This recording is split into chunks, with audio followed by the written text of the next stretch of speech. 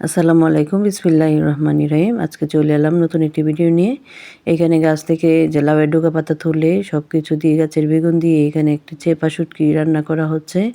আর এই চেপা শুটকিটা খেতে অসম্ভব মজার হয়। আরও হচ্ছে যে মাটির চুলায় রান্না, এটা তো তুলনাই করা যাবে না যে কতটা স্বাদ হবে। তো এখানে এই যে গাছের সিম, গাছের বেগুন, এরপর এই যে মিষ্টি কুমড়ার ডোকা পাতা দিয়ে একটা চাপা বসানো হয়েছে। আর এদিকে আলু, টমেটো সিদ্ধ করা হয়েছে ভর্তা করার জন্য। আর এগুলো দিয়ে আমরা সকালের খাবার খাবো।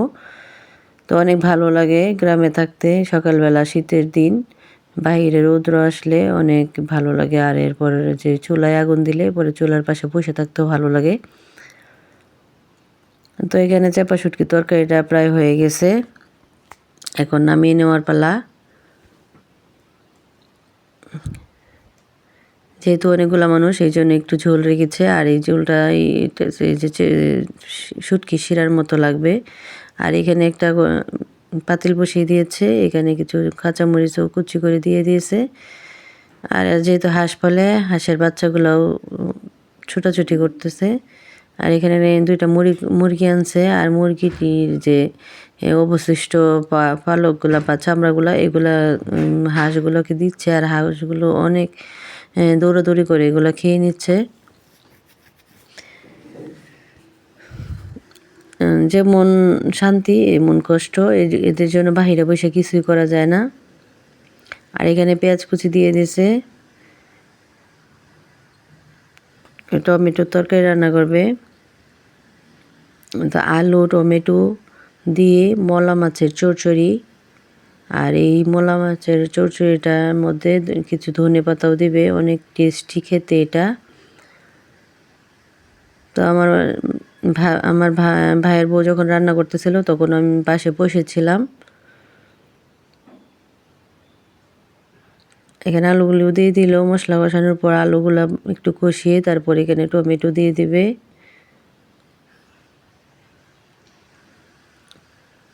এখন টমেটো দিয়ে দিবে।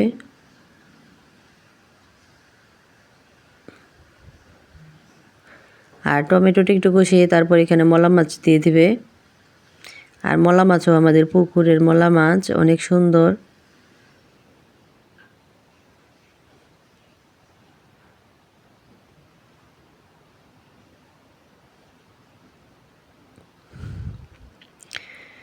এখন নেড়ে চেড়ে তারপর এখানে সামান্য ঝোল দিয়ে দিবে, সামান্য পরিমাণের পানি দিয়ে ঝোল এড করে দিবে। আর নামানোর আগে ধনেপাতা দিয়ে দিবে।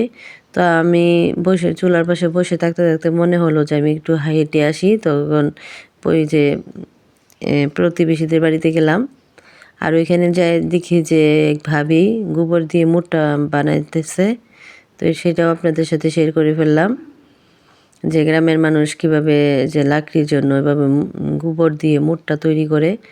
আর একজন এই দিক দিয়ে যে বনের গুঁড়া গুঁড়া বন দিয়ে এখানে রান্না বসাইছে।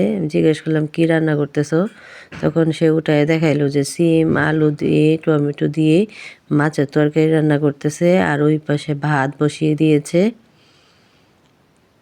আসলে গ্রামে সকালবেলা আর আসরের আজানের পর সবাই বাহিরে রান্না করতে বসায়।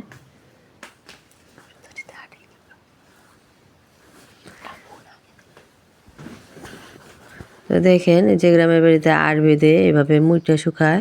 আর মুড়টা শুকানোর পর এগুলো দিয়ে ওরা রান্না করে, ওরা আবার বিক্রিও করে।